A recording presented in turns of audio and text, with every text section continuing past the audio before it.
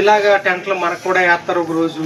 మనం అంటే మనుషులు భూమి మీద ఎలా బిహేవ్ చేస్తున్నారంటే మనకి ఇంకా మనం ఇక్కడే శాశ్వతంగా ఉండిపోతాము అనే ఆలోచన కలిగి చాలామంది ఉంటున్నారు. అలా కాకుండా మనం క్రైస్తవులుగా కొనసాగుతూ భక్తి విధానంలో నడుస్తూ ఉన్నప్పటికీ మనం ఈ విషయాన్ని ఎప్పుడు మనం గుర్తు చేసుకోవాల్సిన విషయం ఉంది. ఎందుకంటే ప్రకృతి నదులకి తెలుసు, సూర్యచంద్రులకి తెలుసు అవి ఎక్కడి నుంచి వచ్చాయో అక్కడికి వెళ్ళిపోవాలని.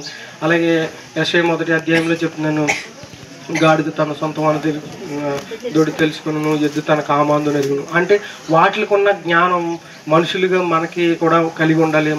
మనల్ని సృజించిన దేవుని యొద్దకి మనం ఎప్పుడైనా వెళ్ళిపోవాలి. అది ఆయుష్కాలం 70 సంవత్సరంలో, అధిక బలం ఉన్న ఎడల 80 సంవత్సరంలో అంటారు.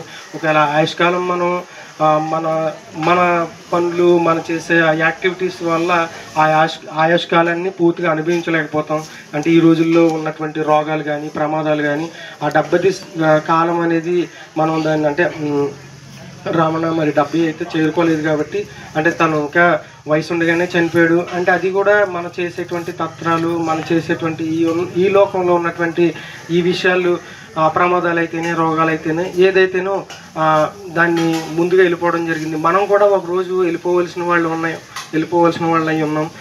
ఆ విషయాన్ని మనం కూడా గుర్తు చేసుకొని ప్రభుకి ఇంకా మరింత దగ్గరగా మనం ఉండాలని, ఒకరోజు మనం భూమి విడిచి వెళ్ళవలసిన పిలుపు మనం ప్రభు ద్వారా మనం అందుకోవాల్సి ఉంటుంది.